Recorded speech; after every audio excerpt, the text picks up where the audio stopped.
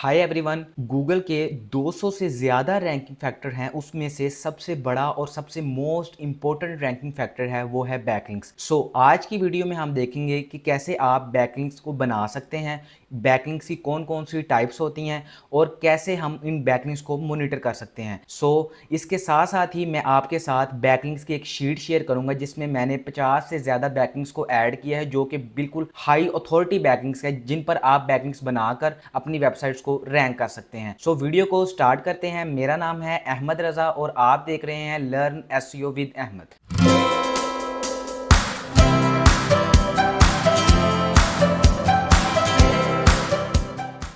सबसे पहले हम डिस्कस करते हैं कि बैकलिंक बेसिकली होता क्या है। बैकलिंक का मतलब होता है link from one website to another. जैसा कि एग्जांपल के तौर पर medium.com ये एक वेबसाइट है। इसके ऊपर जैसे मैं आया हूं तो यहाँ एक बंदे ने आर्टिकल लिखा हुआ है, तो इस आर्टिकल के अंदर आप देख रहे हैं कि एक लिंक बना हुआ है। जैसे मैं इस पर क्लिक करता हूं तो मैं एक नई वेबसाइट पर चला जाता हूं। जैसे मैं इस वेबसाइट, इसका नाम है pragprog.com, तो pragprog.com वाली वेबसाइट ने medium.com वाली वेबसाइट से लिंक लिया हुआ है, तो इसको बेसिकली हम कहते हैं बैकलिंक।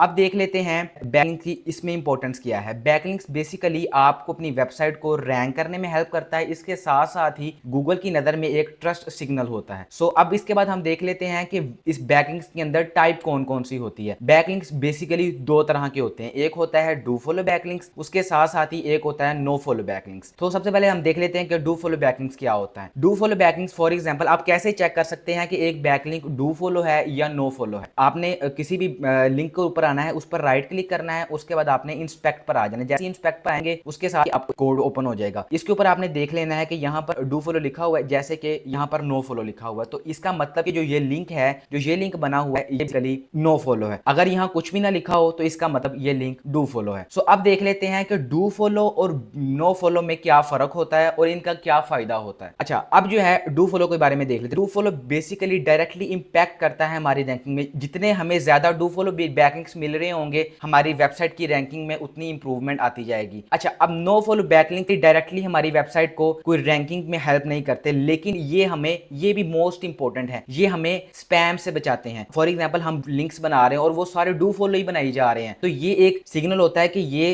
इलीगल तरीके से बन रहे हैं। तो इसीलिए हम साथ नो फॉलो भी बनाते हैं और डू फॉलो, दोनों तरह के बैकलिंक्स बनाते हैं और ये हमें स्पैम अपडेट से बचाते हैं। तो इसके बाद हम देख लेते हैं बैकलिंक्स में दो तरह की टाइप्स होती हैं, फ्री वाले बैकलिंक्स होते हैं और पेड वाले बैकलिंक्स होते हैं। तो सबसे पहले फ्री वाले बैकलिंक्स में 10 तरह की टाइप्स होती हैं जो कि हम रेगुलर तौर पर बना रहे होते हैं। इसमें प्रोफाइल बैकलिंक्स होते हैं, फॉरम बैकलिंक्स होते हैं, नाडला बैकलिंक्स होते हैं, निच रेलिवेंट बैकलिंक्स होते हैं, पीडीएफ बैकलिंक्स होते हैं, ऑडियो बैकलिंक्स होते हैं, वीडियो बैकलिंक्स होते हैं, क्लाउड स्टैकिंग बैकलिंक्स होते हैं, गूगल स्टैकिंग बैकलिंक्स होते हैं, वेब 2.0 बैकलिंक्स होते हैं। अगर आप इन सब बैकलिंक्स को अलग अलग डिटेल में समझना चाहते हैं कि हम इन सब बैकलिंक्स को कैसे बना सकते हैं, तो नीचे कमेंट में बैकलिंक्स लिखे, तो मैं इन सब पर एक डिटेल वीडियो बना दूंगा। अब इसके बाद हम देख लेते हैं कि हमारे पास पेड के अंदर कौन कौन से बैकलिंक्स होते हैं। पेड में हमारे पास मेनली दो तरह के बैकलिंक्स होते हैं जो कि हम पेड खरीदते हैं। एक होते हैं गेस्ट पोस्ट और एक होता है लिंक इंसर्शन। आप अगर फ्री टाइप्स के बैकलिंक बनाना सीख जाते हैं तो आपको वेबसाइट को रैंक करने के लिए पेड बैकलिंक लेने की जरूरत ही नहीं पड़ती। अच्छा, अब ये आपने समझ लिया कि बैकलिंक्स फ्री वाले होते हैं और बैकलिंक्स पेड होते हैं। इसके बाद हम देखते हैं गूगल कैसे एक बैकलिंक को व्यू कर रहा है, कैसे वो एक बैकलिंक को देखता है। गूगल बेसिकली एक बैकलिंक को वोट ऑफ कॉन्फिडेंस देखता है, मतलब जितने ज्यादा pragprog वाली वेबसाइट को बैकलिंक मिलेंगे, जैसे इसने medium.com से एक बैकलिंक दी, इस तरह की वो और साइटों से बैकलिंक लेता जाएगा, तो ये एक ट्रस्ट सिग्नल है गूगल की नजर में कि इसने इतनी साइट से बैकलिंक, जितने ज्यादा बैकलिंक्स होंगे उतनी हमारी वेबसाइट की अथॉरिटी बढ़ेगी। इसके जैसे मैंने लिखा हुआ है दूसरा फैक्टर डोमेन अथॉरिटी, हमारी वेबसाइट की अथॉरिटी इंक्रीज होगी, उसके साथ ही हमारी वेबसाइट की रैंकिंग में भी इंप्रूवमेंट आती जाएगी। उसके बाद ये देखिए जैसे रेलिवेंस ऑफ लिंकिंग साइट, हमारे रेलिवेंट जो साइट्स होंगी वो हमें लिंक करेंगी, उसके साथ साथ ही हमारी नेचुरल ग्रोथ होगी, हमारी वेबसाइट की रैंकिंग में इंप्रूवमेंट आती जाएगी। अच्छा, इसके बाद how to build high quality backlinks, ये हमारा मेन मुद्दा है कि आपने बैकलिंक को क्रिएट कैसे करना है। इसके लिए मैंने 50 बैकलिंक की एक शीट बनाई है जिसके अंदर मैंने हाई डीए बैकलिंक्स को जो ऐड किए, जो मैं अभी आपको शो करवाता हूं। ये मैंने एक शीट बनाई है जिसके अंदर सबसे पहले मैंने 94 डीए की वेबसाइट ऐड की है, उसके बाद 93 डीए की। ये हाई डीए बैकलिंक्स की शीट है। अगर आप इन सभी वेबसाइट्स पर लिंक देते हैं तो आपकी वेबसाइट की रैंकिंग में बहुत ज्यादा इंप्रूवमेंट आएगी। और अगर आप ये शीट का लिंक लेना चाहते हैं तो कमेंट में शीट लिखें, तो मैं आपको इसका लिंक कमेंट में पर्सनली शेयर कर दूंगा। अच्छा,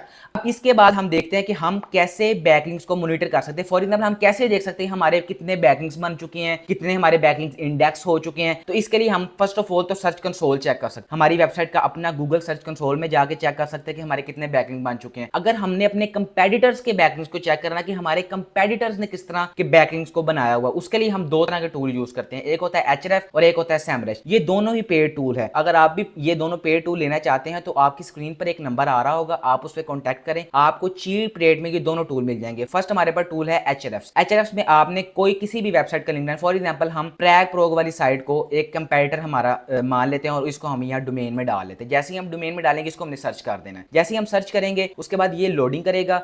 लोडिंग लेने के बाद ये हमें उस वेबसाइट की ट्रैफिक बता देगा। उसके साथ साथ ही जैसे ही हमें नीचे एक बैकलिंक वाला सेक्शन शो हो गया, अब हम इसे ओपन करते हैं। जैसे ही हम इसे ओपन करेंगे तो हमें इसके सारे के सारे बैकलिंक्स जो इस वेबसाइट ने लिए होंगे, जैसे इसने medium.com से एक बैकलिंक लिया है तो जोन से बैकलिंक जोन सी वेबसाइट लिए होगा, हमें उन सारी वेबसाइट्स के लिंक्स शो हो जाएंगे। अगर हम देखना चाहते हैं कि अकेले डू फॉलो बैकलिंक्स हमें शो हो तो हमें अकेले डू फॉलो बैकलिंक्स शो होंगे। अगर फॉर एग्जांपल आप डू फॉलो बैकलिंक्स बनाना चाहते हैं तो हमें सिर्फ और सिर्फ अभी यहाँ डू फॉलो बैकलिंक्स शो हो रहे होंगे। अगर हम for example no follow backlinks बनाते हैं, नो फॉलो पे क्लिक करना है और आपने शो रिजल्ट्स पर क्लिक कर देना है। तो अभी हम सिर्फ और सिर्फ जो इस वेबसाइट ने नो फॉलो बैकलिंक्स बनाए होंगे, हमें सिर्फ और सिर्फ वही बैकलिंक्स एचरेफ्स हमें शो करेगा। ठीक है, जैसे कि आप देख सकते हैं ये सारे नो फॉलो बैकलिंक्स हैं। अच्छा, इसके बाद हमारे पास दूसरा टूल होता है, वो होता है सेमरश। तो हम सेम सिंपल इसी वेबसाइट को सेमरश में डालते हैं। आपने डोमेन ओवरव्यू पे आ जाना है और हमें इसको सर्च करते हैं। जैसे ही हम सर्च करेंगे तो सबसे पहले ये हमें उस पूरा एनालिसिस बता देगा, उसकी वेबसाइट की ट्रैफिक बता देगा। ये जैसे इसने बताया कि इसकी 12,000 ट्रैफिक है, साथ ही साथ उसके बैकलिंक्स बताएगा। आपने इस बैकलिंक्स पर क्लिक करना है तो ये हमारे पास इसका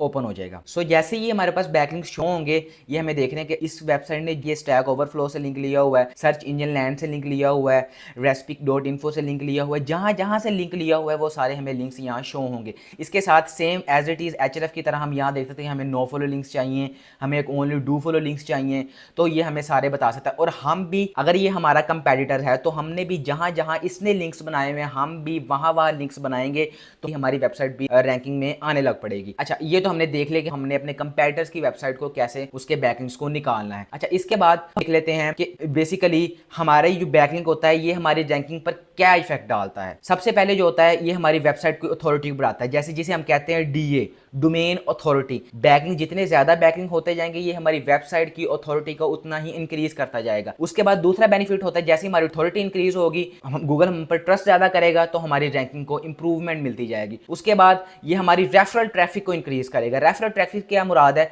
फॉर एग्जांपल अगर कोई बंदा, हमने ये medium.com पर एक लिंक बनाया तो कोई बंदा यहाँ आया, उसने ये आर्टिकल पढ़ा और फिर उसको ये लिंक नजर आया तो ये वो लिंक पर क्लिक करेगा, इससे हमारी वेबसाइट पर आ जाएगा। तो ये क्या हुआ, हमें बैकलिंक के थ्रू हमारी वेबसाइट पर ट्रैफिक भी आ सकती है। अगर हम अच्छी वेबसाइट्स पर लिंक बनाएंगे तो बैकलिंक के थ्रू हमारी वेबसाइट पर ट्रैफिक भी आ सकती है। तो ये हमें बेसिकली रेफरल ट्रैफिक भी ला के देता है। उसके बाद गूगल की नज़र में हमारी ट्रस्ट और रेपुटेशन इंक्रीज होती है। सो आज की वीडियो में इतना ही। उम्मीद करता हूँ आपको वीडियो में चीज़ें सीखने को मिली होंगी। मिलते हैं नेक्स्ट वीडियो में, तब तक के लिए अल्लाह हाफिज़।